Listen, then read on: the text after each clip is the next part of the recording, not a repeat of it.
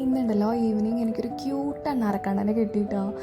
തീരെ ചെറുതാണ്. നമ്മുടെ വീടിൻ്റെ ഫ്രണ്ടിലെ ഗേറ്റിൻ്റെ സൈഡിൽ നിന്നാണ് കേട്ടോ കിട്ടിയത്. ഞാനും കിളിയും കൂടിയിട്ട് എൻ്റെ വീട്ടിലേക്ക് പോകാൻ വേണ്ടി നിൽക്കുമായിരുന്നു. ആ സമയത്താണ് ഗേറ്റിൻ്റെ സൈഡിലായിട്ട് ഒരു ഇണക്കം കണ്ടിട്ട് ഞാൻ വേഗം പോയി നോക്കിയതാണ്. അപ്പോൾ കുഞ്ഞൊരു അണ്ണാറക്കണ്ണൻ, പക്ഷെ ഭയങ്കര ദയനീയാവസ്ഥയിലാണ് കേട്ടോ കിട്ടിയത്.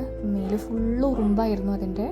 അപ്പോൾ അതൊക്കെ ഞാനും കിളിയും കൂടിയിട്ട് എടുത്ത് മാറ്റി കേട്ടോ. കിളിയുടെ ഒരു സന്തോഷം നോക്കി, അത്രയും എക്സൈറ്റ്മെൻറ്റിലാണ് കിളി, ഭയങ്കര ഹാപ്പിയിലാണ് കേട്ടോ. കുറച്ച് കഴിഞ്ഞപ്പോൾ ഞങ്ങൾ പാലൊക്കെ എടുത്തു കൊണ്ടുവന്നിട്ട് പാല് കൊടുത്തു. അപ്പോൾ അത് വേഗം വേഗം കുടിക്കുന്നുണ്ട് കേട്ടോ. അതിന് നന്നായി വിശക്കുണ്ടായിരുന്നു തോന്നുന്നു.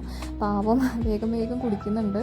എന്തായാലും കിളിയും കുഞ്ഞിക്കണ്ണനും ഭയങ്കര ഹാപ്പിയാണ് കേട്ടോ, ഭയങ്കര ഹാപ്പിയാണ്.